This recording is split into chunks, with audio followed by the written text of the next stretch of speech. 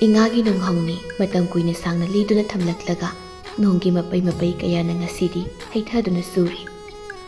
Adubu awaba khangna chelaklibi nupi madi ahing taibungni haiba kauri masinda suswanba lepti. Aibumta kanbiyu. Mafamse ingna ningthisai. Sargi ninkhung mayamdugi marakta kokase ngihak phawba kothaba sangdabani. Adubu mafam asidadi prakiti imagi oi phajabasing asina aigi wakhal datana thawai haksang yauna ingba phanghatlei. Doctor lakpiyuni asomdasu ko mafam phajaba mayam labibani ne yengusi ko. Hen Krira nangna chilakpadi wapini ni nangbo. Ngaipiyu pa. Krira ni nangbo. Se nangna milamda ko chanaba chatpibado aduda aini khalune sina. Kada ado lichi handa aina halakpadadi ko nangaiga mirage tawrasi ko.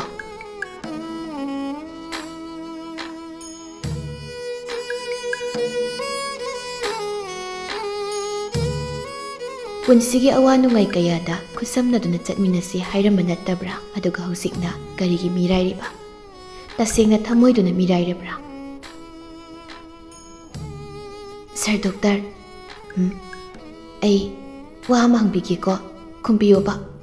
Hoi hango nakhoi mitai gi oiba phanek do kri haibra ka kri ne aibo mapa nai bai bani kaidorage adudo puro haige do bani ID ado ya pampi ba. Kaka ngarang lakba ano vision dubu room kaya de lege. Doctor room number 203 de lebani. Ado magi symptoms singse kari oige. Doctor magi se direct psychiatric patient makti mate amuk su gyan tabung wangangi amuk su masada aki tu zung mana big thalmagum masinda chorol kya lole. Pare ai ngasi fazana examine tawrage. Room number 203 do gi thongdu he hangdokpaga khanghauti.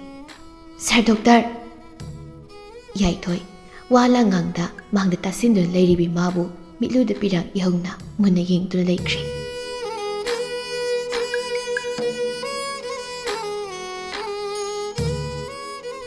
Punsigi ahanbu oina khoida sakhi misak amabu irailai hekta kauktok pangambra thamoy yangna nusikhiba mabu karamna kauruni kauroi kaupamsu thokte magi damak lepkiba thamoy masu hosik phawba leplibra.